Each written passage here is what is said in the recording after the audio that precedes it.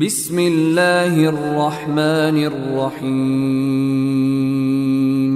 ألف لام ميم ذلك الكتاب لا ريب فيه هدى للمتقين الذين يؤمنون بالغيب ويقيمون الصلاة ومما رزقناهم ينفقون والذين يؤمنون بما أنزل إليك وما أنزل من قبلك وبالآخرة هم يوقنون أولئك على هدى من ربهم وأولئك. السلام عليكم ورحمة الله وبركاته. إن الحمد لله نحمده ونستعينه ونستغفره ونعوذ بالله من شرور أنفسنا ومن سيئات أعمالنا من يهده الله فلا مضل له ومن يضلله فلا هادي له. أشهد أن لا إله إلا الله وحده لا شريك له وأشهد أن محمدا عبده ورسوله أما بعد. وقال تعالى: يا أيها الذين آمنوا اتقوا الله حق تقاته ولا تموتن إلا وأنتم مسلمون. يا أيها الناس اتقوا ربكم الذي خلقكم من نفس واحدة وخلق منها زوجها وبث منهما رجالا كثيرا ونساء واتقوا الله الذي تساءلون به والأرحام إن الله كان عليكم رقيبا. يا أيها الذين آمنوا اتقوا الله وقولوا قولا سديدا يصلح لكم أعمالكم ويغفر لكم ذنوبكم ومن يطع الله ورسوله فقد فاز فوزا عظيما. فإن أصدق الحديث كتاب الله وأحسن الهدي هدي محمد صلى الله عليه وسلم وشر الأمور محدثاتها وكل محدثة بدعة وكل بدعة ضلالة وكل ضلالة في النار. எல்லாம் வல்ல அல்லாஹுவின் நல்லடியார்களே, ஸ்ரீலங்கா தௌஹீத் ஜமாத் கிண்ணியா கிளையின் ஏற்பாட்டில் இந்த மாபெரும் பொதுக்கூட்டம் ஏற்பாடு செய்யப்பட்டிருக்கிறது. இந்த பொதுக்கூட்டத்திலே எனக்கு தரப்பட்ட தலைப்பு என்னவென்றால், சீதனத்தால் சீரழியும் சமுதாயம் என்ற தலைப்பு எனக்கு தரப்பட்டிருக்கிறது. இந்த தலைப்பு ஏன் இந்த இடத்தில் தேர்வு செய்யப்பட்டதுக்குண்டான காரணம் என்னவென்றால், இந்த சீதனத்தால் மனித சமுதாயம், அதாவது பெண்களாக இருக்கக்கூடியவர்கள் மிகவும் மோசமான ஒரு நிலைக்கு தள்ளப்பட்டிருக்கிறார்கள்.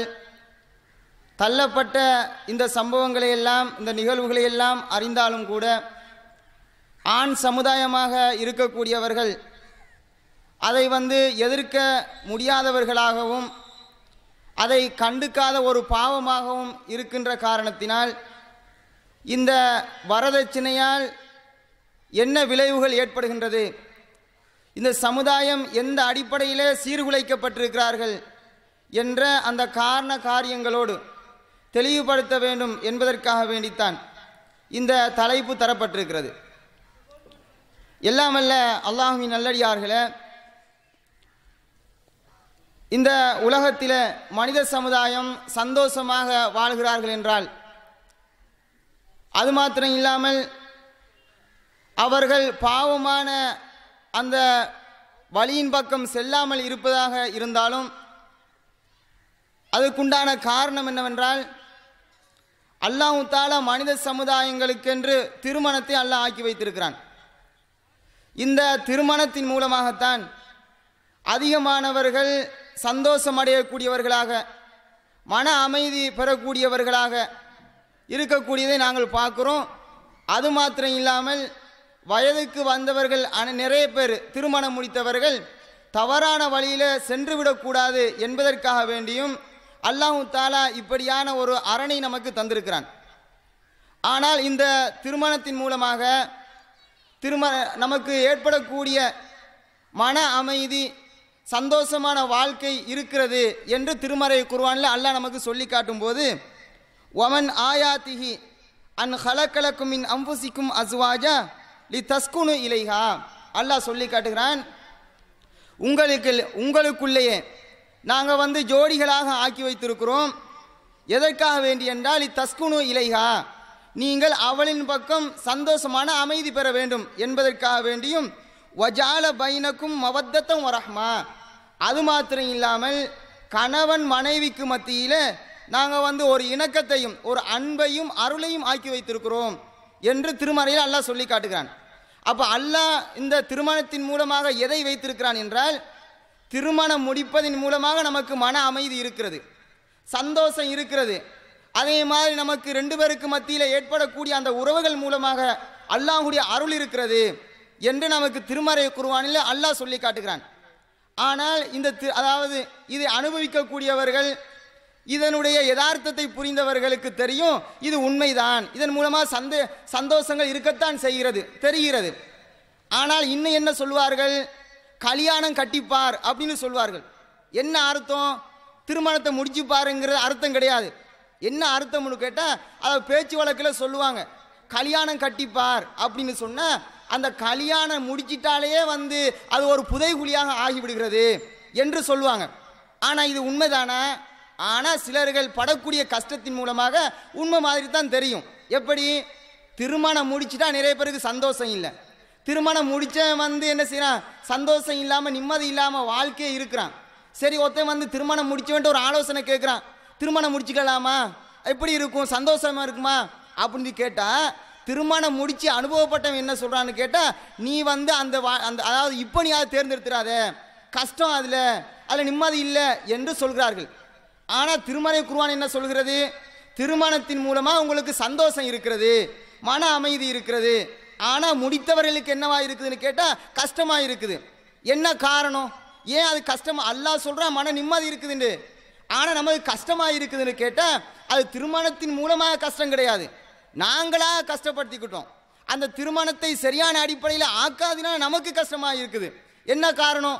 அதாவது நபிகள் நாயகம் ஸல்லல்லாஹு அலைஹி வஸல்லம் அவர்கள் சொல்லி காட்டுறாங்க, ஃபலுஃபர் பிதாத்தித்தீன், அது மார்க்கம் உள்ள ஒரு பெண்ணை நீங்கள் தெரிவு செய்து கொள்ளுங்கள் அப்படி சொல்லிட்டு சொல்கிறாங்க. என்ன காரணம்? மார்க்கம் உள்ள ஒரு பெண்ணை தெரிவு செய்துட்டோமையானால் அதில் நிம்மதி இருக்கும். அதில் சில நேரங்களில் அதாவது குடும்பங்களுக்கு மத்தியில் பிரச்சனைகள் வரும், மனக்கசப்புகள் வரும், இவ ஒன்று சொல்ல அவர் ஒன்று சொல்ல, அதில் நிம்மதி இல்லாத வாழ்க்கை இருக்கும். அந்த நேரத்தில் விட்டு கொடுப்போடு வாழ வேண்டும், சகிப்புத்தன்மையோடு வாழ வேண்டும், ரெண்டு பேருக்கு மத்தியில் உள்ள அந்த புரிந்துணர்வோடு வாழ வேண்டும் என்ற அந்த தன்மையோடு எப்போ வருவா? மார்க்கம் அந்த பெண்ணுக்கு தெரிந்திருந்தால், இஸ்லாத்தினுடைய அந்த பண்பாடுகள் தெரிந்திருந்தால், அந்த ஒரு பண்புக்கு வந்தாங்கன்னு சொன்னால் அந்த வாழ்க்கை நிம்மதியாக இருக்கும். அப்போ கல்யாணம் கட்டிப்பாராக இருக்கிறது காரணம் என்ன? நாங்கள் தான். திருமணத்தின் மூலமாக அது ஒரு புதைகுழி கிடையாது, அதில் சந்தோஷம் இருக்குது, நிம்மதி இருக்குது என்று இஸ்லாமிய மார்க்கம் சொல்லுது. ஆனால் நாங்கள் அந்த திருமணத்தை சரியான அடிப்படையில் அமைத்துக் கொள்ள வேண்டும். எப்படி அமைத்துக் கொள்வது? இஸ்லாமிய மார்க்கம் சொல்லி காட்டுகின்றது. ஆனால் இஸ்லாமிய மார்க்கம் சொல்லக்கூடிய அடிப்படையில் அந்த திருமணங்கள் இல்லாததினால தான் இன்றைக்கு திருமணத்தின் மூலமாக அதிகமானவர்கள் நிம்மதியை இழந்தவர்களாக இருக்கிறார்கள். திருமணமே வேணாம் என்ற ஒரு நிலையில் இருக்கிறார்கள். அடுத்தவருக்கு புத்திமதி சொல்லக்கூடியவன் திருமணத்தை நீ இப்போ முடிக்காத என்று சொல்கிறார்கள். காரணம் என்ன? தன்னுடைய வாழ்க்கையில் மார்க்கம் சொல்லக்கூடிய அடிப்படையில் அந்த திருமணங்களையும் குடும்பங்களையும் அமைத்து கொள்ளாததினால தான் இந்த நிலைமை இருக்கிறது. ஆனால் எல்லோருமே வயது வந்த ஒவ்வொரு ஆணும் ஒவ்வொரு பெண்ணும் திருமணம் முடித்தால்தான் தன்னுடைய வாழ்க்கையில் நிம்மதியான முறையில் வாழ முடியும். ஆனால் இந்த திருமணத்தை இஸ்லாம் என்ன சொல்லுகின்றது? இவ்வளோ அத்தியாவசியமான ஒரு தேவையா இல்லையா? மனிதன் வழி தவறாமல் இருப்பதற்கும் சந்தோஷத்தை அடைந்து கொள்வதற்கும் ஒரு முக்கியமான அத்தியாவசியமான ஒன்று என்னன்னு கேட்டால் இந்த திருமணம் தான். திருமணம் அப்போ இந்த அளவுக்கு அத்தியாவசியமான ஒரு தேவையாக இருக்கும்போது எந்த அளவுக்கு அல்லாஹ் ஆக்கியிருக்கிறான் இன்றைக்கு பார்க்குறோமே. எத்தனையோ விஷயங்கள் மனிதனுக்கு மிக முக்கியமான ஒன்றாக இருக்கும், அத்தியாவசியமான ஒன்றாக இருக்கும். ஆனால் அல்லாஹ் எந்த மாதிரி ஆக்கி வச்சிருக்கிறான்? அதை லேசான முறையில் பெற்றுக்கொள்ளக்கூடிய விதத்தில் ஆக்கி வச்சிருக்கான். எந்த ஒரு கஷ்டமும் இல்லை. நாங்கள் இன்றைக்கி உயிர் வாழ்கிறோம், காற்று நமக்கு மிக முக்கியம். ஆனால் எந்த அளவுக்கு அல்லாஹ் ஆக்கி வச்சிருக்கிறான்னு சொன்னால் அதன் மூலமாக கஷ்டமா? காற்றை எடுத்துக்கொள்வதற்கு, அதை சுவாசிப்பதற்கு அதை நாங்கள் கஷ்டப்பட்டு எடுப்பது கிடையாது. அது மாதிரி பார்க்க எந்த அளவுக்கு அந்த எந்த ஒரு கஷ்டமும் இல்லாத அளவுக்கு அல்லாஹ் காற்றை வச்சிருக்கிறானே. அது மாதிரி தண்ணியை எடுத்து பாருங்க. ஒரு மனிதனுக்கு அத்தியாவசியமான ஒன்று. தண்ணி இல்லைன்னு சொன்னால் வாழ முடியாது. அந்த அளவுக்கு அத்தியாவசியமான ஒன்றை நாங்கள் எந்த அளவுக்கு பெற்றுக்கொள்கிறோம்? ஏதாவது கஷ்டம் இருக்குதா, சிரமப்படுறோமா? இல்லை, எந்த ஒரு சிரமமும் கிடையாது. இந்த மாதிரி மனித சமுதாயங்களுக்கு அல்லாஹ் மனிதனுக்கு அத்தியாவசியமான சில விஷயங்களை மிக சிம்பிளாக பெற்றுக்கொள்ளக்கூடிய அடிப்படையில் தான் அல்லாஹ் ஆக்கி வச்சிருக்கிறான். அப்போ அது மாதிரி தான் இந்த திருமணம் என்கிறது. அப்போ திருமணத்தை ஒரு மனிதன் அவசியமானதாக ஒன்றாக கருதும் போது அல்லாஹ் எப்படி வச்சிருக்கிறான்? அதை மிக லேசான அடிப்படையை பெற்றுக்கொள்ளக்கூடிய அடிப்படையிலே தான் அந்த திருமணத்தை நாங்கள் எந்த அளவுக்கு முடிக்கணும்னு சொன்னால் ஒரு ஒப்பந்தம் தான். கடையில் போய் ஒரு சாமானை வாங்குகிறோம், கடைக்காரன்ட்டு நாங்கள் காசை கொடுத்துட்றோம். அந்த காசுக்கு ஏற்ற மாதிரி பொருளை வாங்கிட்டோம்னு சொன்னால் சரி, அந்த இடத்துல ஒப்பந்தம் முடிஞ்சிச்சா? இது மாதிரி தான் திருமணம் என்கிறது. இஸ்லாமிய மார்க்கம் இந்த திருமணத்தை எந்த அளவுக்கு லேசாக்கி வச்சிருக்குன்னு கேட்டால் ஒரு ஒப்பந்தம் முடிஞ்சிச்சுன்னு சொன்னால் திருமணம் முடிந்து விட்டது. அதுக்குன்னு சொல்லி பெரிய ஒரு ஃபங்க்ஷன் எடுக்க தேவையில்லை, அதுக்குன்னு சொல்லி பெரிய ஒரு லட்சக்கணக்கில் செலவழிக்கொண்ட அவசியம் இல்லை. எந்த அளவுக்கு வச்சிருக்கிறான்? மிகவும் லேசான அடிப்படையில் பெற்றுக்கொள்ளக்கூடிய அடிப்படையிலே தான் இந்த இஸ்லாமிய மார்க்கம் திருமணத்தை சொல்லி காட்டுது. இந்த இஸ்லாமிய மார்க்கம் வழிகாட்டிய மாதிரி எந்த ஒரு மார்க்கமோ மதமோ வழிகாட்டிய கிடையாது. அந்த அளவுக்கு திருமணத்தை பற்றி இஸ்லாமிய மார்க்கம் சொல்லுது. என்ன சொல்லுது? திருமணம் முடிக்கிறதா இருந்தால் மணமகன் மணமகள் தேவை. ஆனால் இதுக்குள்ள எப்படி அந்த மணமகளுடைய வழி ஒருத்தர் இருப்பார். அவர் என்ன செய்வார்? மணமகன்கிட்ட சொல்லுவார், என்னுடைய பிள்ளையை நான் திருமணம் முடித்து வைக்க மனப்பூர்வமாக சம்மதிக்கிறேன், உங்களுக்கு சம்மதமா கேட்பார். அவரும் அதே மாதிரி கேட்பார். ரெண்டு பேருக்கு மத்தியில் சம்மதம் வந்து விட்டால் அதில் திருமணம் முடிந்து விட்டது. இதுதான் நபி. அதே மாதிரி ரெண்டு பேர் சாட்சியாளராக இருக்க வேண்டும். இந்த வழிமுறையை வைத்து விட்டால் இஸ்லாத்தின் பார்வையில் திருமணம் முடிந்து விட்டது. நபிகள் நாயகத்துடைய காலத்தில் கூட திருமணத்தை நபிகள் நாயகம் இப்படித்தான் செஞ்சு வச்சாங்க. இதுதான் திருமணமாக இருந்துச்சு. இந்த அளவுக்கு லேசாக கொடுத்தா தான் மனித சமுதாயங்கள் திருமணத்தின் மூலமாக சந்தோஷம் அடைவார்கள். இந்த மாதிரி இருந்தால் தான் லேசான முறையில் பெற்றுக்கொள்ளக்கூடிய அடிப்படையில் இருந்தால் தான் தவறான வழிக்கு போக மாட்டான். அப்போ அல்லாஹ்வுக்கு தெரியும் மனிதனுக்கு எது அவசியம், எதை எப்படி கொடுக்கணும்னு தெரியும். அல்லாஹ் கொடுத்து வச்சான். நாங்கள் என்ன செய்கிறோம்? இந்த திருமணத்தின் மூலமாக கஷ்டப்பட்டவர்களாக, அதே மாதிரி ஆணும் பெண்ணும் சீரழிந்து சின்ன பின்னமாக ஆகக்கூடிய நிலைமை வந்திருக்கிறது என்றால் என்ன காரணம்? நாங்களா கஷ்டப்படுத்திக்கிட்டோம். இஸ்லாமிய மார்க்கம் கஷ்டப்படுத்தலை. இஸ்லாமிய மார்க்கம் இந்த மாதிரி எந்த ஒரு வழியையும் சொல்லலை. ஆனால் நாங்கள் என்ன செஞ்சோம்? அந்நிய சமுதாயத்தை பார்த்தோம், நம்முடைய பண வசதிகளை பார்த்தோம், நம்முடைய புகழையும் பெருமையும் மக்களுக்கு மத்தியிலே பரப்ப வேண்டும் என்று நினைத்தோம். அதனால் இஸ்லாம் காட்டிய அந்த இலேசான வழிமுறையை விட்டுவிட்டு நாங்களாக கஷ்டப்பட்டு சீரழிந்து சின்ன பின்னமாக ஆகக்கூடிய ஒரு நிலைமை. அன்பு சகோதரர்களே, அது மாத்திரம் இல்லை, இன்றைக்கு இஸ்லாமிய மார்க்கம் என்ன சொல்லுது தெரியுமா? திருமணம் முடிக்க வேண்டும் என்றால் இன்னும் சில விஷயங்களை இஸ்லாமிய மார்க்கம் நமக்கு சொல்லி காட்டுது. என்ன சொல்கிறான்ல, நீங்கள் ரெண்டு ஒப்பந்தம் மாத்திரம் கிடையாது, ஒப்பந்தத்துக்குள்ள இன்னும் சில விஷயங்களை அல்லாஹ் நமக்கு சொல்லி காட்டுறான். என்ன செய்யணுமா?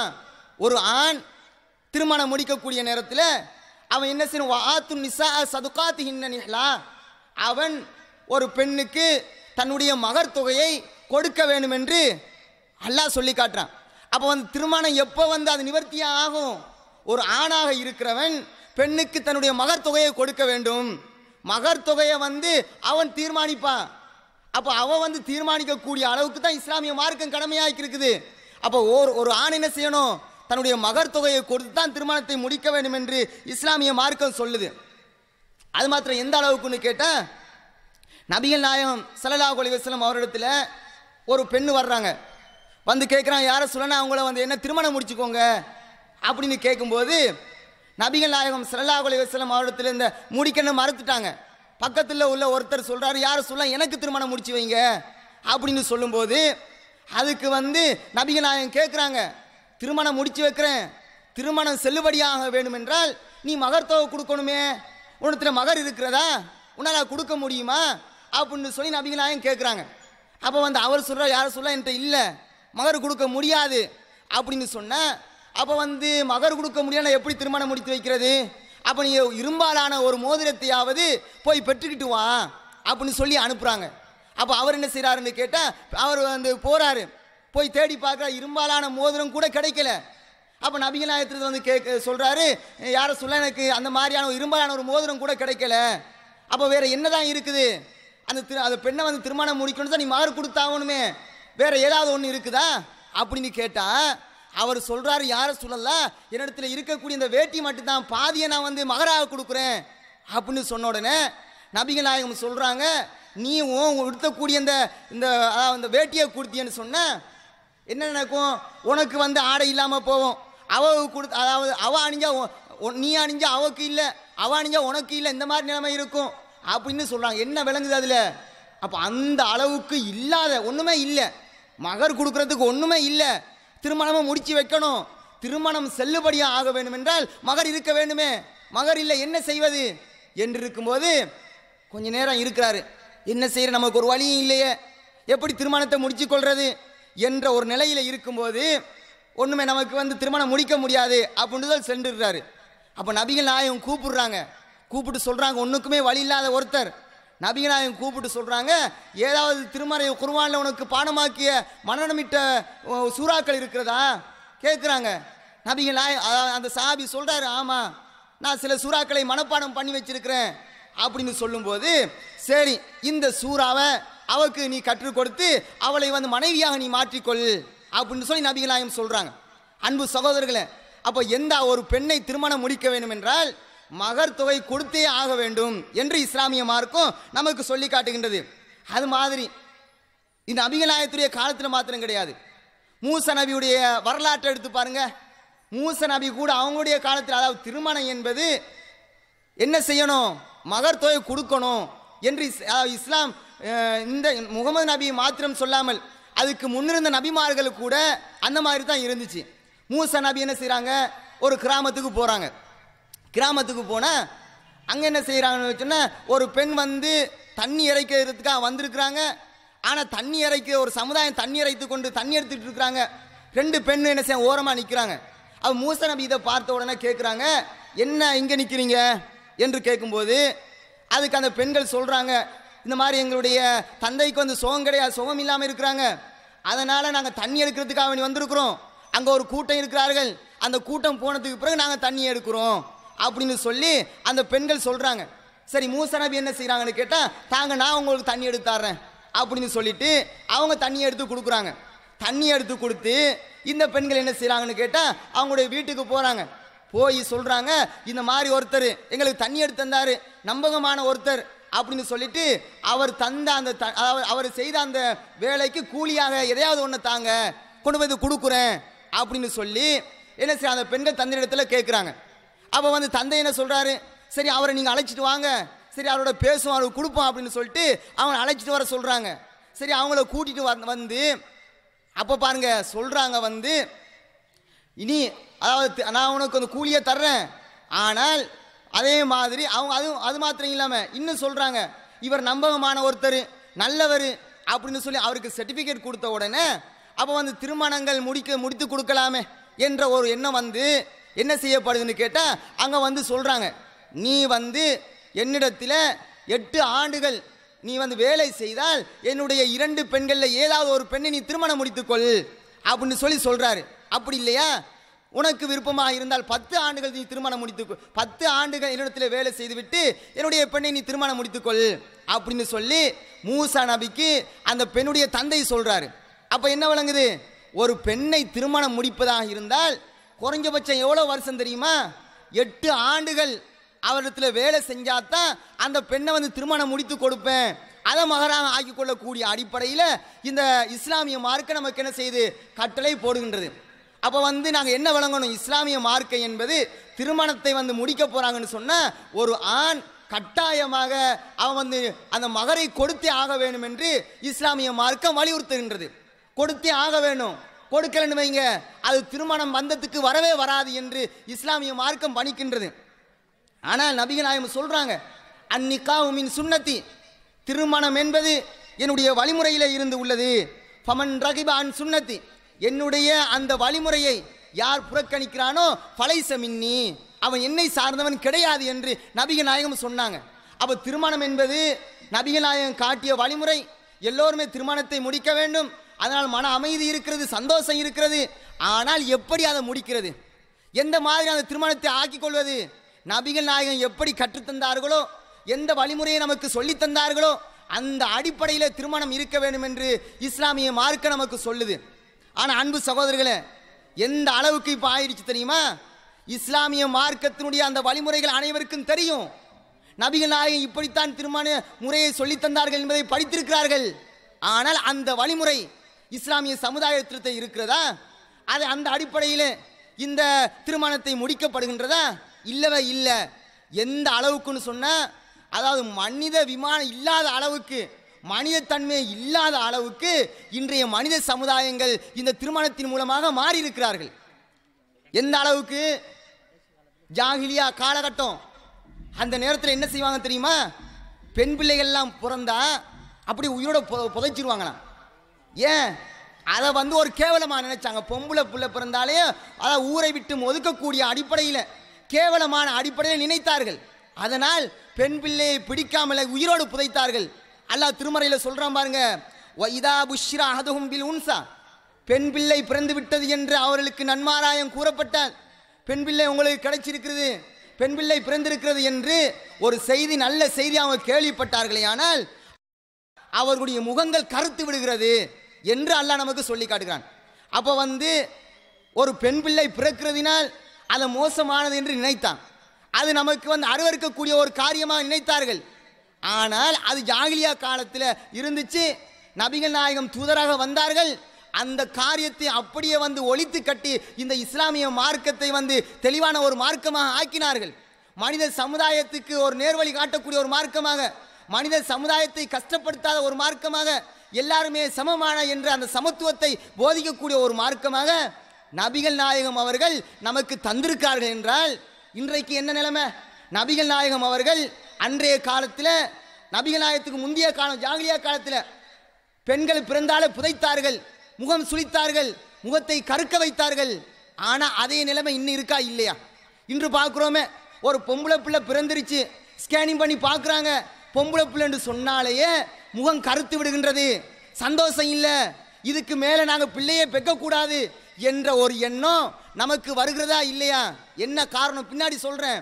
ஆனால் அன்றைய ஜாகிலியா காலத்தில் பெண் பிள்ளை பிறந்தால் அது தவறான, மிக மோசமானது, அருவருக்கக்கூடியது என்பதற்காக வேண்டி பெண் பிள்ளையை புதைத்தார்கள்.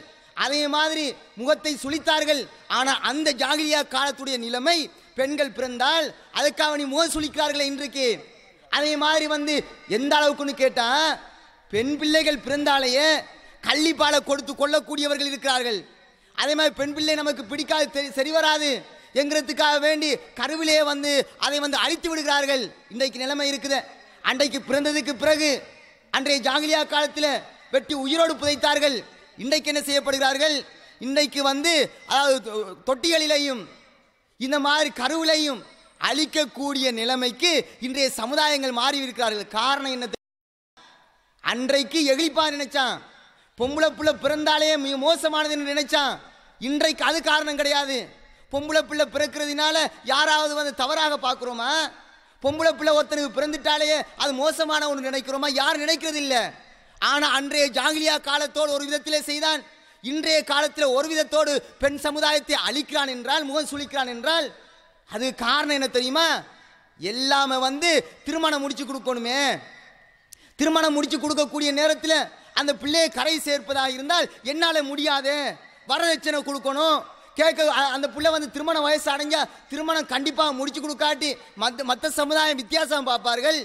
அதனால் முடிச்சு கொடுக்க முடியாது. என்ன நடக்குது? வரதட்சணை, அதுக்கு வீடு வேணும், அதே மாதிரி பைக் வேணும், இன்னும் என்னென்னமெல்லாம் வேணுமே, என்னிடத்தில் இல்லையே என்று சொல்லி இந்த பிள்ளை பெருத்தால், அது ஆளாகினால், திருமண வயது வந்தால் தானே இந்த நிலைமை வரும்.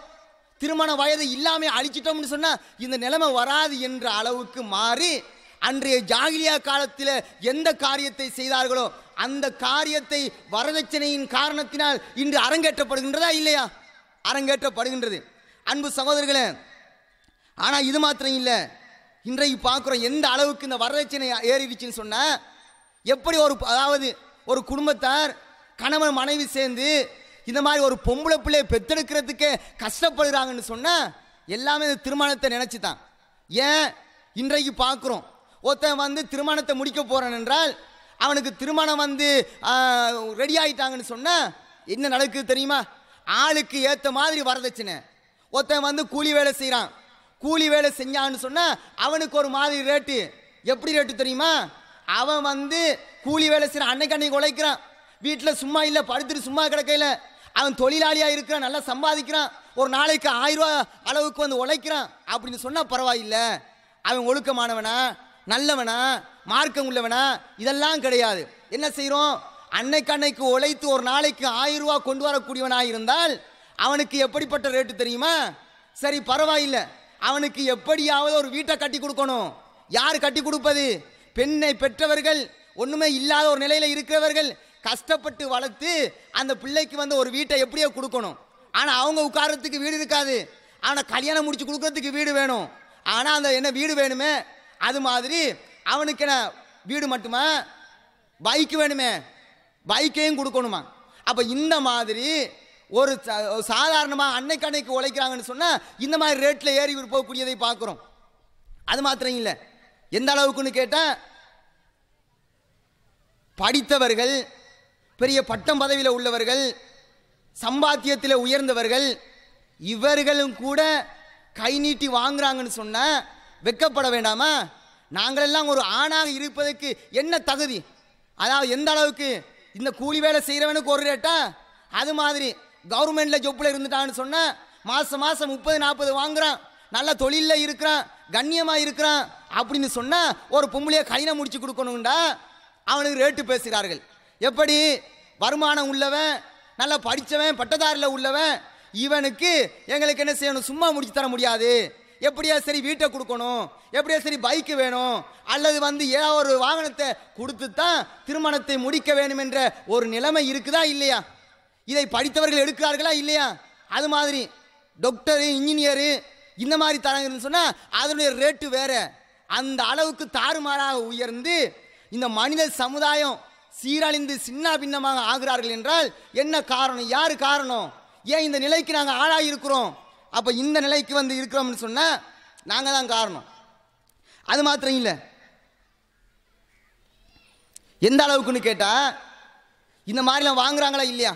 படித்தவர்கள், பெரிய பட்டதாரிகள், பெரிய பெரிய ஜொப்பில் உள்ளவர்கள், அவர்கள்லாம் வாங்குற எந்த அளவுக்குன்னு அதாவது மார்க்கத்தை சொல்லி மக்களுக்கு மத்தியில் விளங்கப்படுத்தி இது மார்க்கத்திலே கிடையவே கிடையாது என்று எச்சரிக்கை செய்யக்கூடிய உலமாக்களால் கூட இது வாங்கப்படுகிறதா இல்லையா? இந்த மாதிரி வரதட்சணை அவங்க தான் சொல்லணும், வரதட்சணை வாங்கக்கூடாது. ஆனால் உலமாக்களுடைய நிலைமை இப்படி இருக்குது. அவருக்கு ஒரு ரேட்டு, உலமான்னு சொன்னால் பெரிய தரத்தில் நாங்கள் வைப்போம், முக்கியமானவர் மதிக்கக்கூடியவர்னு வைப்போம். ஆனால் எப்படிப்பட்ட ரேட் தெரியுமா? அவருக்கு சும்மா சர்வசாதாரணம் நினைக்கிறார்கள். எப்படி ஒரு வீட்டை, அது எப்படியா இருந்தாலும் பெண் தரப்பில் உள்ளவர்கள், பெண்களாக இருக்கக்கூடியவர்கள் கட்டாயம் வீடு கொடுத்தே ஆக வேண்டும் என்ற ஒரு நிலைமை. ஆனால் எக்ஸ்ட்ராக பைக்குகளும் அதை வாகனங்களும் கொடுத்தே ஆக வேண்டும் என்ற அடுத்த ஒரு கட்டம். இந்த மாதிரி ஆலிம்களாக படித்தவர்கள், உலமாக்கள் இருக்கிறார்கள். இந்த எடுக்கக்கூடிய இந்த நிலைமையெல்லாம் மாற வேண்டுமா இல்லையா?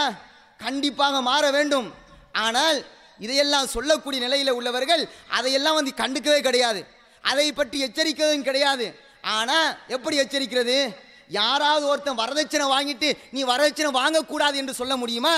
ஒருத்தன் ஒரு பாவத்தை செஞ்சு அந்த பாவத்தை செய்யாத என்று எப்படி சொல்லுவது? ஆனால் இன்றைக்கு நம்முடைய ஊரிலே பார்க்குறோம், இந்த வரதட்சணையால் எந்த அளவுக்கு மோசமான ஒரு நிலைமை, அதாவது விரல் விட்டு எண்ணக்கூடிய அளவுக்கு. இன்னைக்கு 1 லட்சம் 2 லட்சம் பேர் இருக்கிறோம்னு சொன்னால் இன்னைக்கு கிண்ணியா ஃபுல்லாக எடுத்து பாருங்க. கட்டப்பட்ட வீடுகள் எல்லாம் மாடி மாடியாக கிளம்பினதெல்லாம் இது யாரால் கட்டப்பட்டது? ஆனால் சொல்ல முடியுமா? ஆனால் இருக்கிறவர்கள் ஆண்கள் தான் இந்த வீட்டெல்லாம் கட்டினாங்கன்னு சொல்ல முடியுமா? முடியாது. 99% அளவுக்கு பெண்கள் தான் இந்த கிண்ணியாவிலே வீட்டை அவர்கள் எழுப்பினார்கள் தவிர ஆண்களால் கிடையாது. ஏன் தெரியுமா? எல்லாமே வந்து பெண்கள் வந்து முடிக்கப்படுறாங்கன்னு சொன்னால் அவங்க வந்து வரதட்சணை கொடுக்கப்பட்டு தான் அந்த வீடுகளை எழும்பி இருக்குது. இந்த நிலைமையில வந்து இன்றைய இந்த சமுதாயம் தள்ளப்பட்டிருக்கிறார்கள் என்றால் நாங்கள் எல்லாம் யோசிக்க கடமைப்பட்டிருக்கிறோம். அது மாத்திரம் இல்லை, இந்த மாதிரி வரதட்சணை வாங்குறோம். இந்த கொடுமையை வந்து எந்த அளவுக்குன்னு கேட்டால், ஒரு பெண்ணிடத்தில் ஒருத்தன் வந்து கை நீட்டி வாங்குறான்னு சொன்னால் சரி மார்க்க சொல்லக்கூடியதை விட்டுருங்க, இஸ்லாம் உங்களுக்கு நீங்கள் வரதட்சணை வாங்கக்கூடாதுன்னு சொல்லுது என்ற அந்த சட்டத்தை விட்டுட்டு ஒரு மனிதனுடைய நிலையில் நின்று யோசிச்சு பாருங்க. அப்போ நாங்களெல்லாம் வந்து அதாவது ஒரு பெண்ணிடத்தில் கை நீட்டி வாங்குவதற்கு என்ன நியாயம் இருக்கிறது? ஏதாவது ஒரு நியாயம் இருக்குமா? ஏன் தெரியுமா? அர் ரிஜாலு கவ்வாமூன அலன் நிசா, அல்லாஹ் சொல்கிறான், அதாவது ஆண்கள் தான் பெண்களை நிர்வகிப்பவர்கள் என்று அல்லாஹ் நமக்கு சொல்றானே. ஆனால் நிர்வகிப்பது என்றால் என்ன? ஏதோ வீட்டில் சம அதை செய் இதை செய் அப்படின்னு சொல்லி கட்டளை போடுவதா நிர்வகிப்பதா? அது கிடையாது. ஆண்மை என்றால் ஆண்மைத்தனத்தை காட்ட வேண்டும், எல்லா விஷயத்திலும் இருக்க வேண்டும். ஆனால் அல்லாஹ் தஆலா ஒரு ஆண் அவன் பெண்ணை நிர்வகிக்க வேண்டும் என்றால், இன்றைக்கு பெண் அதன் மூலமாக நிர்வகிக்கப்படுகிறாளா? அந்த பெண் ஆணுடைய கட்டுப்பாட்டில் இருக்காளா? இல்லை. ஆனால் கட்டுப்பாட்டில் இல்லை. நாங்கள் என்ன செய்கிறோம்? அதையெல்லாம் இழந்து இந்த வரதட்சணையின் மூலமாக அந்த கட்டுப்பாட்டை இழந்து மிக மோசமான ஒரு நிலைமைக்கு ஆளாக இருக்கிறோம். ஒரு பெண்ணிடத்தில் படிக்கிறோம், சரி வேலை செய்கிறோம், உழைக்கிறோம். யார் செய்யணும்? பெண் என்ன செய்யறா? உழைக்கிறாங்களா? அவங்க ஏதாவது வேலை வெட்டிக்கு போகிறாங்களா? அவங்களால வீடு கட்ட முடியுமா? என்ன செய்ய முடியும்? ஏன் அவடத்தில் நீங்கள் தானே உழைக்கிறீங்க, உழைக்கிறதுக்கு தகுதியானவர்கள் நீங்கள் தானே.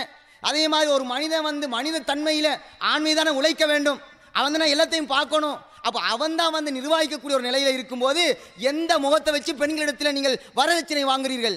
என்ன காரணத்துக்காக வேண்டி கை நீட்டி பிச்சை எடுக்கிறீர்கள்? காரணம் இருக்குதா? சொல்ல முடியுமா?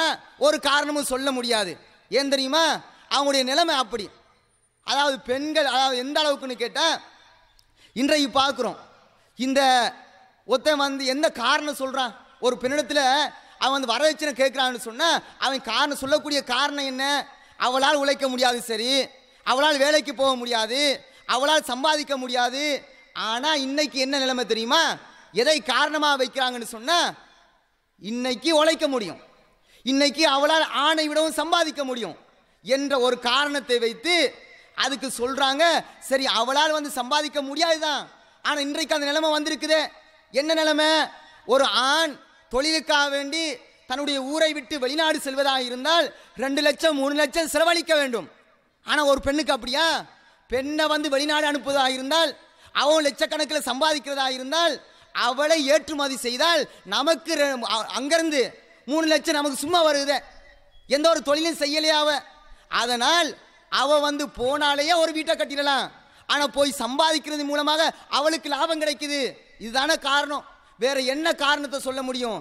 இந்த காரணத்தை வைத்து பெண்ணிடத்தில் வரதட்சணை இன்னும் மேலோங்கிட்டு போகக்கூடிய காட்சியை நாங்கள் பார்க்குறோம்.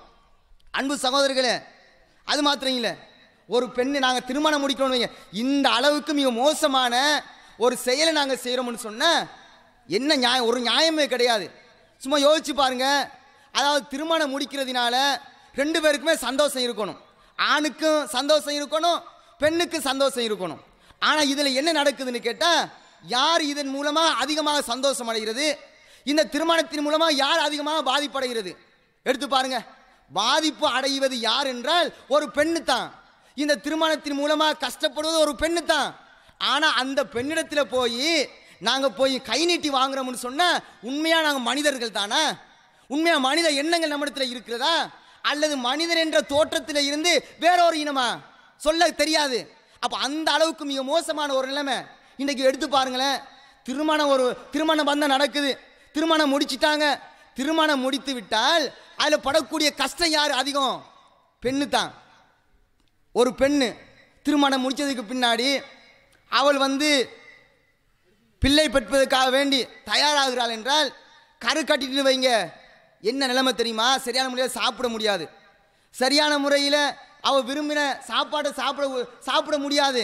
அந்த அளவுக்கு எப்படின்னு கேட்டால், ஏதாவது சமைக்கக்கூடிய அந்த வாசனை வந்தாலும் வாந்தி எடுக்கக்கூடிய நிலைமை. சந்தோஷம் இல்லை. அந்த அளவுக்கு ஆரம்பத்திலே அந்த அளவு கஷ்டம். அது மாத்திரம் இல்லை, கரு கட்டி ஒரு அளவுக்கு 4 மாதம் 5 மாதம் போயிருச்சுன்னு சொன்ன அவருடைய நிலைமை எப்படி இருக்குது? எந்த அளவு கஷ்டப்படுகிற? நாம் தூங்கக்கூடிய தூக்கம் நிம்மதியான தூக்கமா? நல்லா உருண்டு பிறண்டு தூங்க முடியுமா? நாங்கள் என்ன செய்வோம்? நல்லா வயிறு முட்டை சாப்பிட்டுட்டு நாங்கள் அங்கே உருண்டு இங்கே உருண்டு நாங்கள் நினைச்ச மாதிரி தூங்குவோமா? அவள்கிட்ட வரதட்சணை கையை நீட்டி வாங்கி விட்டு நாங்கள் சந்தோஷமாக வாழுவோமா? அவளுக்கு அந்த ஒரு நிலையை கொடுத்து விட்டு அவள் சந்தோஷமாக வாழ மாட்டாளாம். எந்த அளவுக்கு நாங்கள் இருக்கிறோம்? நாங்கள் அதை கொஞ்சம் யோசிச்சு பார்த்தோமா? அந்த பெண் நம்மளால் படக்கூடிய கஷ்டங்களை கொஞ்சமாவது சிந்திச்சு பார்த்தோமா? அப்படியெல்லாம் கஷ்டப்பட்டு நிம்மதியான தூக்கம் இல்லை. பெற்றெடுக்கிறாள் ஒரு குழந்தை, ஒரு குழந்தைய ஒரு பெண் பெற்றெடுக்கிறாள் என்றால் அதை விட வருத்தம் உலகத்தில் கொடுக்க முடியுமா? யாராச்சும் ஒருத்தனை பிடிச்சி வருத்தம் ஏற்படக்கூடிய அளவுக்கு அவனை தண்டிக்கிறான் என்றால், ஒரு பெண் தன்னுடைய குழந்தையை பெற்றெடுக்கிறாளே, அந்த நேரத்தில் ஏற்படக்கூடிய வருத்தம் இருக்கிறதே, அந்த வருத்தத்துக்கு எந்த ஒரு வருத்தமும் ஈடாகாத அளவுக்கு ஒரு பெண் ஒரு குழந்தையை பெற்றெடுக்கிறாள் என்றால் யாரால், அது என்ன காரணத்தால் பெற்றெடுக்கிறாள்? இப்படிப்பட்ட ஒரு நிலைமை ஒரு பெண்ணுக்கு வருதுன்னு சொன்னா, இவரிடத்துல போய் நான் கை நீட்டி வாங்குறோமே, இவரிடத்துல போய் கஷ்டப்படுத்துகின்றோமே, நாங்கள் எல்லாம் மனித சமுதாயமா? அது மாத்திரம் இல்லை, முடிஞ்சிச்சா? குழந்தை பெற்றெடுத்தா கஷ்டப்பட்டு துன்பப்பட்டு அவ இல்லாத வேதனையெல்லாம் அனுபவித்து ஒரு குழந்தையை பெற்றெடுத்து விட்டாள் என்றால், ஆண்களா இருக்கக்கூடியவங்க தான் புள்ளைய வயிற்றுல சுமக்க இயலாது. பெற்றெடுத்ததுக்கு பிறகாவது நீங்க உங்களுடைய கைகளை ஏந்தி சுமந்து ஒரு தாய் எப்படி வளர்க்கிறாளோ அது மாதிரி நீ இவ்வளவு காலம் 10 மாசம் கஷ்டப்பட்டு துன்பப்பட்டு இந்த பிள்ளையை பெற்றெடுத்தான். ஆனா நீ அடுத்தது வளர்க்கக்கூடிய பொறுப்பை என்னட்டதான்னு சொல்லி யாராவது கேட்டு நம்முடைய பிள்ளையை வளர்த்தது உண்டா? வளர்க்கலையே. அவதான திரும்ப எடுத்து வளர்க்கிறான். எப்படிப்பட்ட கஷ்டம்! தூங்கக்கூடிய நேரத்தில் குழந்தை என்ன செய்யும்? சாது அங்கலைங்களை அலைஞ்சா நாங்கள் என்ன செய்வோம்? நல்லா தூங்குவோம். குரட்டை விட்டு தூங்குன்னு தூங்குவோம். ஆனால் அவன் என்ன செய்வான்னு கேட்டால் எழுந்து பார்ப்பான். எறும்பு கடிச்சாலும் எழுந்து பார்ப்பான். சின்ன ஒரு அணுக சத்தம் வந்தாலும் அந்த குழந்தையை எழுந்து பார்ப்பான். இந்த மாதிரி அந்த குழந்தையை பெற்றெடுத்து வளர்க்கக்கூடிய ஒரு நிலையிலையும் படாத பாடுபடுகின்றாளே, நாங்கள் என்ன செய்யறோம் தெரியுமா? இவ்வளவெல்லாம் கஷ்டப்படுத்தி விட்டு, இவ்வளவெல்லாம் ஒரு பெண்ணை துன்பப்படுத்தி விட்டு நாங்கள் என்ன செய்யறோம்? ஹாயாக நாங்கள் என்ன செய்யறோம்? நினைச்ச மாதிரி வர்றோம் போடுறோம், சாப்பிடக்கூடிய சாப்பிடலாம் சாப்பிட்டு நாங்கள் நிம்மதியாக இருக்கிறோம் என்றால் நாங்கள்லாம் வெட்கப்படக்கூடாதா? நாங்கள் கொஞ்சம் கூட யோசிக்க கூடாதா? இந்த மாதிரி செயல்களில் இருந்து திருந்துவதற்கு நாங்கள் முயற்சி செய்யக்கூடாதா? ஆனால் இப்படி நாங்கள் இருக்கிறோம் என்றால் எந்த அளவுக்குன்னு சொன்னால், இவ்வளவெல்லாம் கஷ்டப்பட்டு துன்பப்பட்டு இப்படியெல்லாம் செஞ்சதுக்கு பிறகு நாங்கள் என்ன செய்வோம்? வீட்டுக்கு போவோம். பிள்ளையை பெற்றெடுத்து கஷ்டப்பட்டு வளர்த்து அப்படின்னு சொல்லி இருந்தான்னு சொன்னால், வீட்டுக்கு போகக்கூடிய நேரத்தில் அவள் சமைச்சிருப்பான். சமைக்கக்கூடிய நேரத்தில் கொஞ்சம் உப்பு குறைவாக இருக்கும் அல்லது புளி குறைவாக இருக்கும். நாங்கள் என்ன பாட்டை பாடுவோம், எந்த அளவுக்கு நாங்கள் அவளை திட்டுவோம். ஆனால் இப்படியான ஒரு பெண்ணை வைத்துக்கொண்டு இந்த அளவுக்கு சிரமப்படுத்துகிறோம் என்றால் என்ன செய்யணும் தெரியுமா? பெண்களாக இருக்கக்கூடியவர்கள் ரோட்டில் இறங்கி போராடணும். இந்த ஆண்களுக்கு எதிராக வரதட்சணை எடுக்கிறார்களே, இவர்களுக்கு எதிராக வீதியில் இறங்கி அவங்க போராடினாத்தான் இதுக்கு ஒரு நீதி கிடைக்கும் போல. இப்படிப்பட்டவர்கள் என்ன செய்யணும் தெரியுமா? மனித உரிமை மீறல்களால் கைது செய்யப்பட வேண்டியவர்கள். கைது செய்யணுமா இல்லையா? இந்த அளவு கஷ்டப்பட்டு இந்த அளவுக்கு வேதனைப்பட்டு நம்மளால் ஒரு சிரமத்தை சுமந்து அதுக்கு மெம்மேல நாங்கள் கஷ்டப்படுத்தி அவர்கிட்ட கை நீட்டி வாங்கியதுக்கு மாத்திரம் கைது செய்யப்பட்டு கம்பி எண்ணக்கூடியவர்கள். அந்த அளவுக்கு மோசமான ஒரு செயலை நாங்கள் செய்கிறோம் என்றால் இதனை நாங்கள் உணர்வதே கிடையாது, இதெல்லாம் சிந்திப்பதே கிடையாது. அது மாத்திரம் இல்லை, இந்த அளவுக்கு ஒரு பெண் இப்படி போறாளா? கஷ்டப்படக்கூடிய நேரத்தில் நாங்கள் யாருமே கவனிக்கிறது கிடையாது. ஆனால் இந்த வரதட்சணைக்காக வேண்டி ஒரு பொண்ணை பெற்றெடுக்கிறார்கள். பெற்றெடுத்து விட்டால் அவன் என்ன செய்கிறான்? எப்படியாவது திருமணத்தை முடிச்சு கொடுக்கணும், எப்படியாவது அவனை கரை சேர்க்க வேண்டும் என்பதற்காக வேண்டி இன்று அந்த பெண்ணை கரை சேர்ப்பதற்காக செய்யக்கூடிய காரியங்கள் என்ன தெரியுமா? எப்படி கரை சேர்க்கப்படுகிறார்கள் என்று தெரியுமா? இதனால் வரக்கூடிய விளைவுகள் இந்த இஸ்லாமிய சமுதாயத்துக்கு ஏற்படக்கூடிய தவறான கண்ணோட்டங்கள் எந்த அளவுக்கு இருக்குது என்றால், இன்றைக்கு ஒரு பெண், அதுவும் நம்முடைய கிண்ணியாவில் மிக மோசமான அடிப்படையில் இன்றைய இஸ்லாமிய சமுதாய அந்த பெண்கள் தள்ளப்பட்டு கொண்டிருக்கிறார்கள். பெண்ணை திருமணம் முடிச்சு கொடுக்கணும், அவளுக்கு திருமணம் முடித்து கொடுக்குறேன்னு சொன்னால் வீடு வேணும். யாருமே ஆண்கள் நம்முடைய கிண்ணியாவில் இல்லை, ஆண்களுடைய தோட்டத்தில் இருக்கிறாங்க. ஆனால் ஆண்கள் இல்லை. சமுதாயத்துக்கு காட்டக்கூடிய அடிப்படையில் சரி என்ன செய்யணும்? அந்த பெண்ணை திருமணம் முடித்து வைக்கணும். வைக்கிறதுக்கு வீட்டில் ஒன்றுமே இல்லை. என்ன செய்யணும் தெரியுமா? ஒரு வழிமுறை இருக்குது. நீங்கள் என்ன செய்யுங்க, வெளிநாட்டுக்கு அனுப்பினீங்கன்னு சொன்னால் தாறுமாற காசு கொட்டும். ஒரு 3 மாதம் ஒரு 3-4 வருஷம் வந்தால் அவளை திருமணத்தை முடித்து வைக்கிறலாம் என்ற ஒரு நிலைமையை எடுத்து இன்றைக்கு பெண்கள் ஒரு வீட்டில் 2 பெண் இருந்தாலும் 2 பெண்ணை அனுப்பி வைத்து விடுகிறார்கள். எதனால்? நாங்கள் வரதட்சணை வாங்க போய்த்தானே. அதாவது பெண்களை எடுத்து கேட்க முடியாது. நாங்களும் என்ன செய்கிறோம்? இந்த மாதிரி சொகுசான வாழ்க்கையை பார்த்துவிட்டு நாங்கள் கஷ்டப்படாமல் சொகுசான அடிப்படையில் எந்த ஒரு செலவும் இல்லாமல் வாகனங்களிலும் பங்களாக்களில் நிம்மதியாக வாழ்வதற்கு ஒரு வழிமுறை பெண்கள் என்ற இந்த ஆயத்தை வைத்தால் தான் முடியும் என்று யாருமே இதை பற்றி பேசுவது கிடையாது. யாருமே இதை பற்றி எச்சரிக்கிறது கிடையாது. ஏன்? எச்சரித்தால், இதை பற்றி பேசினால், சமுதாயங்கள் திருந்தினால் ஆண்களுடைய நிலைமை என்னவாகும்?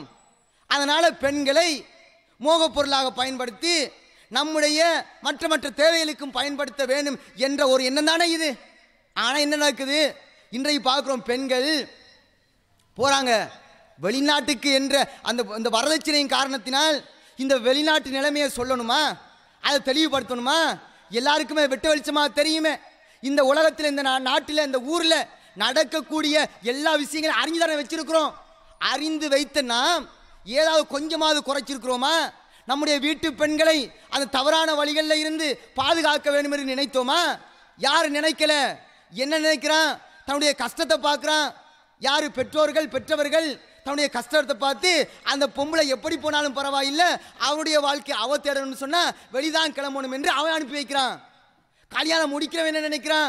சரி, இதையெல்லாம் சொன்னால், இந்த மாதிரிலாம் சட்டங்கள் வந்தால் நாங்கள் எப்படி சரியான முறையில் நிம்மதியான முறையில் கல்யாணத்தை முடித்து நிம்மதியாக வாழ்வது என்று இவன் பார்க்குறான்.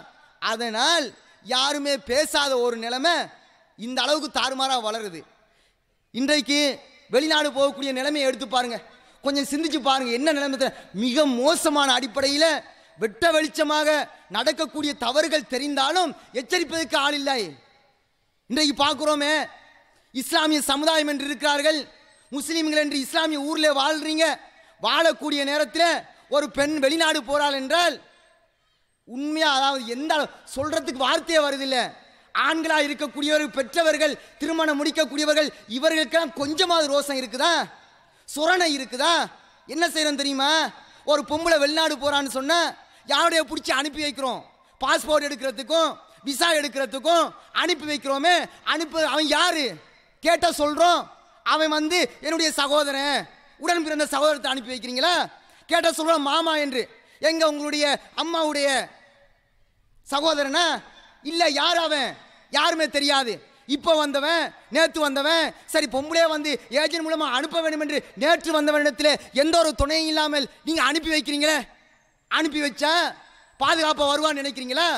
நபிகள் நாயகம் எச்சரிக்கை செய்தாங்களே, ஒரு ஆணும் ஒரு பெண்ணும் தனித்து நின்றால் என்ன வேண்டுமானால் நடக்கும் என்று எச்சரிக்கை செய்தார்களே.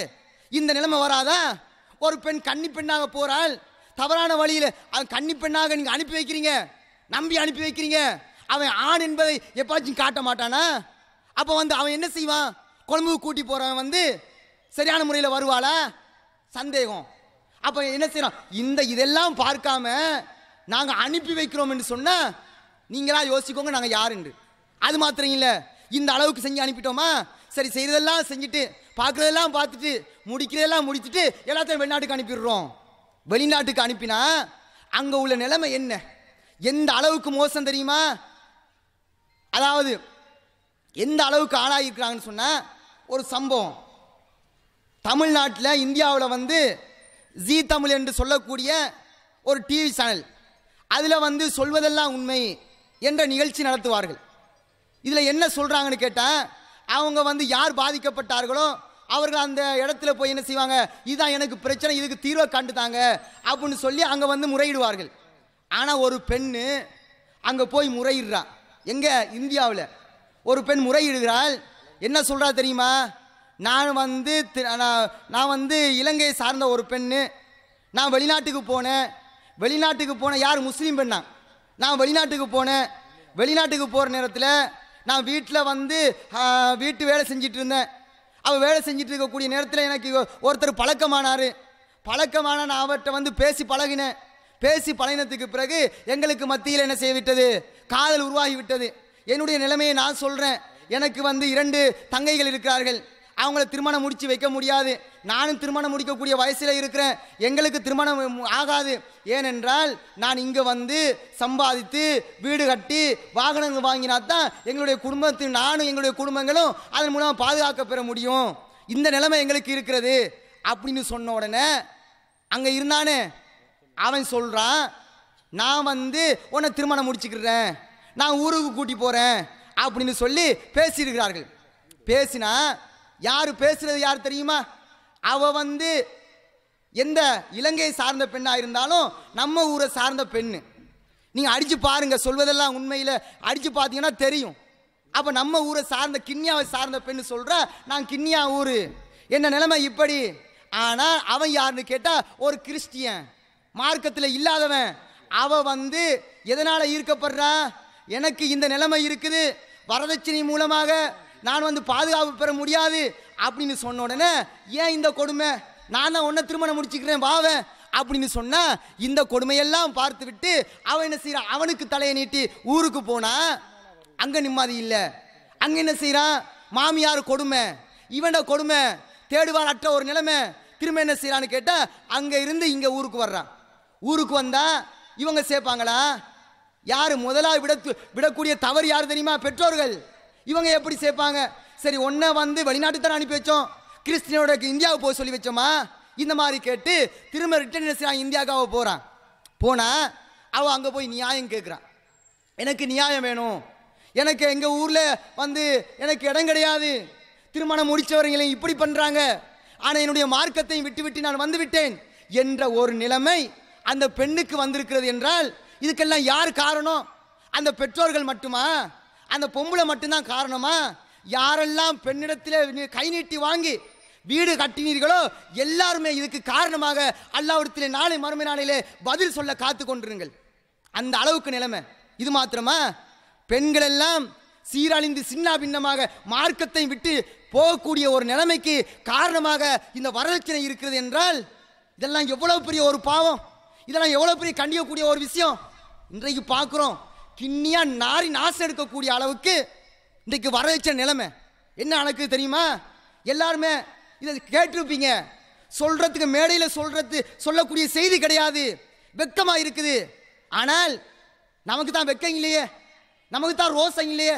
அதனால் நீங்கள் வெக்கப்பட வேண்டும் என்பதற்காக வேண்டி சில செய்திகளை சொல்றேன், கேளுங்கள். என்ன நடக்குது தெரியுமா? சமூக வலைதளங்களிலே பரவுது செய்திகள், மிகவும் மோசமான செய்தி. அதாவது ஒரு பொம்பளை இந்த வரதட்சணைக்கு தள்ளப்பட்டு எந்த நிலைக்கு ஆளாகிறா தெரியுமா? மிருகத்தை விடவும் கேவலமான ஒரு நிலைக்கு ஒரு பெண் ஆளாகி நிற்கிறான். எப்படி? கிட்டத்தில் 2-3 மாதம் இருக்கு. அந்த ஃபேஸ்புக்குகளில், வாட்ஸ்அப்புகளில் இந்த மாதிரி பரவி நிறைய பேர் பார்த்துருப்பீங்க, நிறைய பேர் பார்க்காம இருப்பீங்க. என்ன நடக்குது தெரியுமா?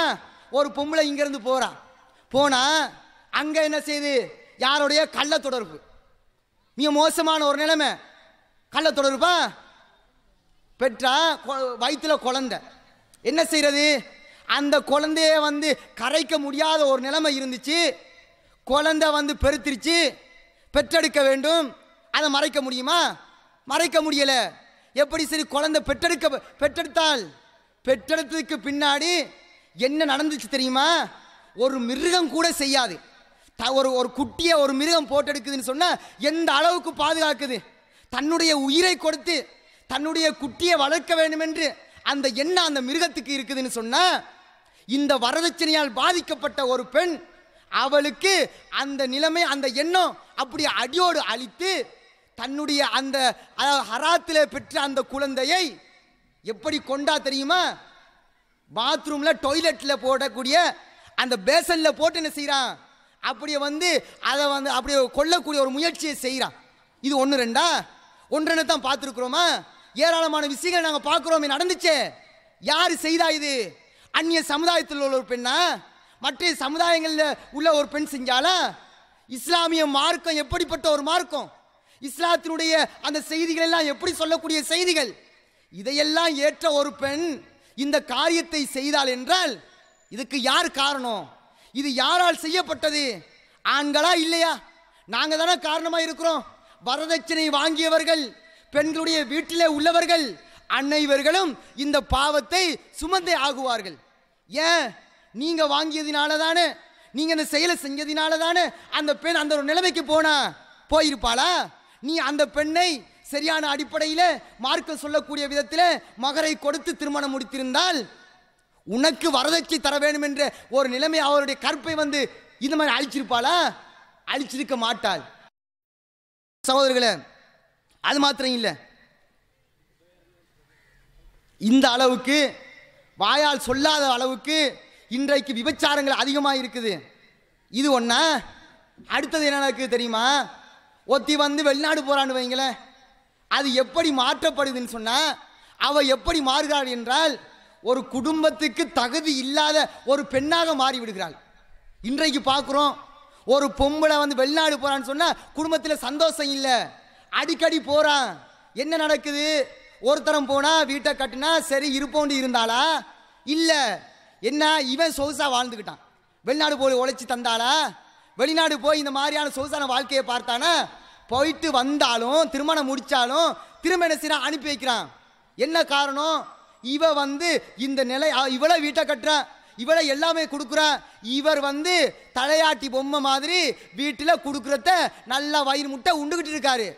இவரால் என்ன செய்ய முடியும்? என்னத்தை கிழிக்க முடியும்? அந்த பெண்ணுக்கு ஏதாவது சொல்ல முடியுமா? அந்த பெண் ஒரு தப்பு செஞ்சா தட்டி கேட்க முடியுமா? வெளியில் அந்த பெண் கணவனத்தில் கேட்காம போனா நீ போகக்கூடாது என்று சொல்ல முடியுமா? முடியாது. ஏன்? நாங்கள் ஓட்ட விட்டோமே, நாங்கள் அவளை வந்து கவனிக்கலையே. அதனால் நீ வீட்டில் இரு, நான் செய்த கூத்தெல்லாம் செய்து விட்டு நான் போகிறேன், நீ வீட்டுக்கு பாதுகாப்பு அப்படியே இருன்னு சொல்லிட்டு வீட்டு பெண்ணாக இல்லாமல் மிக, அதாவது அந்த தன்மை இல்லாமல் என்ன செஞ்சிடா ஒரு பெண் நிலைமைக்கு, அந்த நிலைமைக்கு ஆளாகிறான். அன்பு சகோதரர்களே, இப்படியெல்லாம் ஒரு பெண்ணுடைய நிலைமை மாறுகிறது என்றால் இதுக்கெல்லாம் என்ன காரணம்? இப்படி போகிறது மாத்திரம் ஒரு பெண் இப்படி ஆயிடுச்சாலா? இந்த வரதட்சணை மூலமாக ஒரு ஆண், பெண்ணுடைய நிலைமை இப்படி பரிதாபமான ஒரு நிலைமை. ஆனால் ஆண் எப்படி போகிறான் தெரியுமா? ஆணுடைய இந்த ஒரு பெண் வெளிநாடு போயிட்டு இந்த பழக்கத்தோடு வந்தான்னு சொன்னால் ஆணுக்கு ஆண் என்ற அந்த தோற்றம் தான் இருக்குது, வேற ஒன்றுமே இல்லை. ஏன் தெரியுமா? ரோசம், வெக்கம், மானம், சூடு எதுவுமே இல்லாத ஒரு ஆணாக இன்றைக்கு இருக்கானே. எப்படி இருக்கான்? ஒரு வீட்டில் ஒரு பெண்ணு ஏதாவது ஒன்று செஞ்சா தட்டி கேட்காதவே ஆம்பளையா? அவனை தட்டி கேட்க முடியலையே. வெளிநாடு போகணும்னு சொன்னா இவன் என்ன செய்வா? இவன் உட்காந்து பார்க்க, பிள்ளை 2-3 பிள்ளை ஆயிடுச்சு, சரி இவன் தான் உழைக்க போறாங்களே, பிள்ளையும் பார்க்குறாங்களே, மனைவியும் பார்க்குறாங்களே, சரி அப்படின்னு சொல்லிட்டு போறாங்கன்னு சொன்னா நாங்கள் என்ன ஆம்பளை? ஆம்பளை என்று சொல்வது தகுதி இருக்குதா? தோற்றத்தில் ஆம்பளை, ஆனால் செயற்பாட்டில் ஆம்பளையா? நினைச்சு பாருங்க. அது மாத்திரம் இல்லை, இன்றைக்கு இந்த அளவுக்கு வருது, இந்த அளவுக்கு மோசமான ஒரு நிலைமை தெரியுதா இல்லையா? அப்போ தெரிஞ்சா நாங்கள் என்ன செய்யணும்? ஏதாவது ஒரு வழியை பார்க்கணுமா இல்லையா? நம்முடைய பெண் சமுதாயத்தை இந்த மனித சமுதாயங்களிலிருந்து பாதுகாக்க வேண்டும். அது மாத்திரம் இல்லாமல் நாளை மறுமை நாளையிலே நிரந்தரமான வாழ்க்கையிலே சந்தோஷமாக வாழ வேண்டும் என்றால், இந்த உலக வாழ்க்கையை சரியான அடிப்படையிலே ஆக்க வேண்டும் என்றால் அவங்களுக்கு சந்தர்ப்பத்தை கொடுக்கணுமா இல்லையா? இதுக்கு எல்லாருமே ஒட்டுமொத்த அந்த மனித சமுதாயம் எல்லாருமே காரணமாக இருக்கிறோமே. இருந்தா இது தடை செய்யப்பட வேண்டும், இது இல்லாமல் ஒழிக்கப்பட வேண்டும். முதல் என்ன செய்யணும்? முதலாவதாக நாங்கள் எல்லோருமே எடுத்திருப்போமா இல்லையா வரதட்சணை?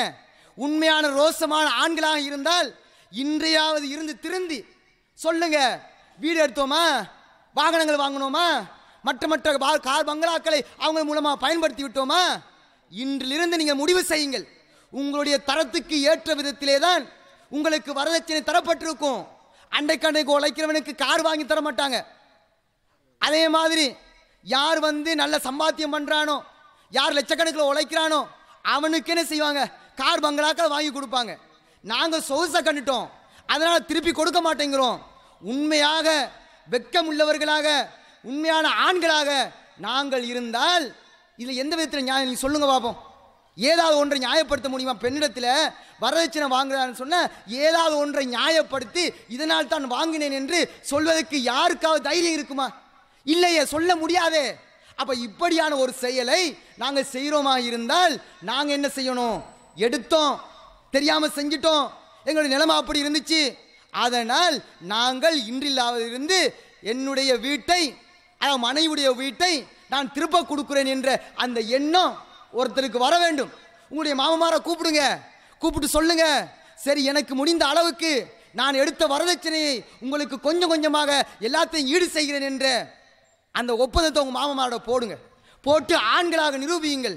அதை ஒரு கௌரவமாக எடுத்து வாழ முடியும். இன்றைக்கு பார்க்குறோம், இன்றைக்கு வரதட்சணை மூலமாக பெரிய பெரிய பங்களாக்களையும் கார்களையும் ஓட்டானே, இவன் என்ன நினைக்கிறான்? பெரிய என்னமோ நினைக்கிறாரு. இவர் உழைச்சாரு, இவர் பெரிய பெரிய கஷ்டப்பட்டாரு, கஷ்டப்பட்டு வாங்கின மாதிரியும் பெரிய கெத்து ஆளுக்கு. ரோட்டில் போனால் போக முடியாது, அந்த அளவு கெத்தெடுத்து பைக் ஓடுறாரு. யார பைக்கு? ஓன் பைக்கா? தைரியமா நீ வாங்கினியா? ஓன் சம்பாத்தியத்தில் எடுத்ததா? ஓன் சம்பாத்தியத்தில் எடுத்தால் நீ கெத்து காட்டலாம். ஆனால் உனக்கு என்ன, இது என்ன கெத்து காட்டுறதுக்கு என்ன இருக்குது? பொம்பளை வாங்கி தந்தா, உனக்கு சோறு போடுறது பொம்பளை, எல்லாமே செஞ்சுடுறது பொம்பளை. அப்போ இப்படி ஒரு ஆளாக இருந்துக்கிட்டு ரோட்டுக்கு வந்த என்ன பெரிய ஒரு கௌரவம்? எதுக்கு இந்த ஒரு மோட்டு கௌரவம் தேவையா இது? அப்போ அன்பு சகோதரர்களே, இந்த மாதிரியான ஒரு செயலெல்லாம் நாங்கள் பார்க்குறோம். அதனால் இப்படியான ஒரு செயல்கள் எல்லாம் விட வேண்டும். அது மாத்திரம் இல்லை, இன்றைக்கு இதையெல்லாம் விட வேண்டும் என்றால் உண்மையான ஆண்களாக நாங்கள் இருக்க வேண்டும். ஆணுடைய தோற்றத்தில் இருக்கக்கூடாது, ஆண்களாக மாற வேண்டும். அப்படி மாறினால்தான் இந்த வரதட்சணையை ஒழிக்க முடியும். அது மாத்திரம் இல்லை, அடுத்த வழிமுறை என்ன தெரியுமா? இந்த வரதட்சணை நாங்கள் ஒழிக்க வேண்டும் என்றால் என்ன செய்யணும்? இன்றைக்கு பார்க்குறோம், எந்த ஒரு பள்ளியோட தொடர்பாக தானே ஒரு திருமணத்தை முடிச்சு வைப்பாங்க. அதுக்கு யார் சம்மந்தப்பட்டிருப்பார்? பள்ளி ஆலிம், பள்ளி மௌலவி சம்மந்தப்படுத்துவார். ஆனால் அந்த கொப்பியில் என்ன எழுதுவாங்க தெரியுமா? ரிஜிஸ்டர் பண்ணுற நேரத்தில் அதில் கேட்டு எழுதுவாங்க, நீங்கள் எவ்வளோ வரதட்சணை வாங்கினீங்க கேட்பார். அவர் வரதட்சணை வாங்கின தொகையை சொல்லுவார். சொன்னால் அப்படியா அப்படின்னு சொல்லிட்டு இவங்க என்ன செய்வாங்கன்னு கேட்டால், இதுக்கு 2 சாட்சியாளர்கள், இதுக்கு இவரும் பள்ளி மௌலவியும் தோணை. இதெல்லாம் எந்த அளவுக்கு ஒரு மோசமான ஒரு செயல். ஒரு பள்ளியில் இந்த மாதிரி மிக மோசமான ஒரு செயலை நாங்கள் எல்லோருமே ஒன்று கூடி அரங்கேற்றுகிறோம் என்றால் சுவர்க்கம் செல்வோம் என்று நினைக்கிறோமா? இது எவ்வளவு பெரிய அநியாயம். அதனால் என்ன செய்யணும்? ஒவ்வொரு பள்ளியை எடுத்துக்கோங்க. கிண்ணியாவை திருத்த வேண்டும் என்றால் மற்ற ஏரியாக்களை எடுத்துக்கோங்க. மற்ற ஏரியாக்கள் அவ்வளோ கிடையாது. அதாவது ஈஸ்டர்ன் சைட்டு, இந்த மாதிரி கிழக்கு மாகாணங்கள் நீங்கள் பார்த்தீங்கன்னு சொன்னால் வரதட்சணை மிக மோசமான நிலையில் போய் இன்றைக்கு கிழக்கு மாகாணத்தில் உள்ள பெண்கள் தான் அங்கே விபச்சாரங்களுக்கும் மிக மோசமான ஒரு நிலைக்கும் தள்ளப்பட்டிருக்கிறார்கள். ஆனால் இன்றைக்கு இங்கே இதெல்லாம் பார்க்குறோம் தானே, இதெல்லாம் கேள்விப்படுறோம் தானே. எந்த ஒரு உலமாக்களாவது பள்ளியில் எதிர்த்து பேசினது உண்டா? இதுக்கு ஏதாவது நடவடிக்கை எடுத்தீர்களா? என்ன சொல்கிறாங்க தெரியுமா? பள்ளி, அதாவது சில உலமாக்கள், அப்படி போகலன்னு சொன்னால் வாழ முடியுமா கேட்குறாங்க கேள்வி. இன்றைக்கு ஒரு வீடு கட்டுறதா இருந்தால் 10 லட்சம் வேணும், எங்களுக்கு சம்பாத்தியம் இல்லையே, எங்களுக்கு வரக்கூடிய 15,000 20,000 வைத்து ஒரு வீட்டை கட்டி நான் எப்படி குடும்பத்தை ஏற்படுத்துவது? அதனால் ஒரு பெண் வெளிநாடு போறான்னு சொன்னா, அந்த மாதிரி வழியில்னு சொன்னா வாழவே முடியாது என்று உலமாக்களால் எத்தனை பேர்கள் சொல்கிறார்கள். அன்புக்குரிய எல்லாம் வல்ல அல்லாஹ்வின் நல்லடியார்களே, நம்முடைய இந்த ஊரில் அரங்கேறக்கூடிய இந்த வரதட்சணையை இந்த அளவுக்கு மனித சமுதாயத்தை சீரழித்து சின்ன பின்னமாக ஆக்கக்கூடிய இந்த செயலை எல்லாருமே சேர்ந்து நாங்கள் முற்றாக ஒழிக்க வேண்டும். இந்த பெண் சமுதாயத்தை நரகத்தை விட்டும் பாதுகாக்க வேண்டும் என்றால் நாங்கள் எல்லாருமே ஒன்றுபடணும். ஏனென்றால் இன்றைக்கு நாங்கள் பார்க்குறோம், இன்றைக்கு உலமாக்களாக இருக்கக்கூடியவர்கள் முக்கியமாக எல்லாருமே அதில் கருணை காட்டி எல்லாருமே ஒழித்து கட்ட வேண்டும் என்ற அந்த நிலையிலே இருக்க வேண்டும். ஆனால் இதுக்கு என்ன தீர்வு, என்ன செய்வது என்று சொன்னால், இன்றைக்கு இந்த உலமா சபை கிண்ணியா என்ற இந்த ஊரில் இருக்கக்கூடிய உலமா சபைகளாக அவங்க ஒரு கட்டுப்பாடு போடணும். இன்றைக்கு ஊரை திருத்தணும், ஊரை நல்ல வழிமுறையில் கொண்டு வரணும் என்று பாடுபடக்கூடிய உலமாக்கள் ஏன் இதில் நாங்கள் கருணை செலுத்த மாட்டோம், ஏன் இதில் அக்கறை செலுத்த மாட்டேங்கிறோம்? அதனால் உலமா சபைக்கு ஒரு வேண்டுகோளாக நாங்கள் விழுகின்றோம். என்ன செய்யணும் தெரியுமா? நீங்கள் எல்லா உலமாக்களும் எல்லா பள்ளிகளும் உங்கள் கொன்றலில் தானே இருக்குது. அதனால் நீங்கள் எல்லாருமே கட்டுப்பாடு போடுங்க. ஏன் நல்ல ஒரு செயலுக்கு தானே கட்டுப்பாடு போட போகிறீங்க. அதனால் எல்லாருமே சேர்ந்து கட்டுப்பாடு போடுங்க. இதுக்கு பிறகு எந்த பள்ளியிலேயாவது இந்த மாதிரி வரதட்சணையோடு ஒரு திருமணம் அரங்கேறப்படும் என்றால் அந்த இடத்துல பள்ளியில் இருக்கக்கூடிய உலமாக்கள் யாருமே அதில் கலந்து கொள்ளக்கூடாது, அது மாதிரி யாருமே அதில் சம்பந்தப்படக்கூடாது என்ற அந்த கட்டளையை நீங்கள் போடுங்க. ஏன் தெரியுமா சொல்கிறோமே? ஏன் நபிமார்கள் செய்த அந்த பணியை நாங்கள் செய்யக்கூடாது? நபிமார்கள் பட்ட கஷ்டங்களை ஏன் நாங்கள் படக்கூடாது? சும்மா சாதுவாக நம்முடைய புகழை உயர்த்துறதுக்கு மாத்திரம் ஹதீஸ், ஆனால் செயல்படுத்துறதுக்கு ஏன் அதை பயன்படுத்தக்கூடாதா? அப்போ அன்பு சகோதரர்களே, நாங்கள் என்ன செய்யணும்னு கேட்டால் இதையெல்லாம் முற்றாக ஒழிக்க வேண்டும் என்றால் எல்லோருமே ஒன்று சேர்ந்து இது தவறான பாதை என்று முழுக்க உணர்ந்து அதை எல்லாருமே ஒழித்து கட்டுவதற்கு இளைஞர்களாக இருக்கக்கூடிய அத்தனை பேர்களும் திருமணம் முடித்தவர்கள் திருப்பி கொடுக்கக்கூடிய நிலைமையில் மாறி இளைஞர்களும் மாறணும், அதாவது திருமணம் எடுத்தவர்களும் மாறி அதே மாதிரி உலமா சபைகளாக உலமாக்களாக இருக்கக்கூடியவர்கள் எல்லாருமே மாறினோம் என்றால் சமுதாயம் எவ்வளவு அழகாக இருக்கும். பெண்கள் எல்லாம் இஸ்லாத்தின் பக்கம் தாரதாரையாக வருவார்கள்.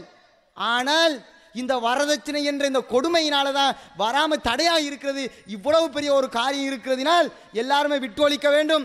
திருமறை குர்ஆன்ல அல்லாஹ் சொல்லி காட்டுகிறான், தகாது தமையசு மினல் கைல் குல்லமா உல்கிய ஃபீஹா ஃபௌஜுன் சாலஹும் ஹஸனத்துஹா அலம் யத்திக்கும் நதீர்.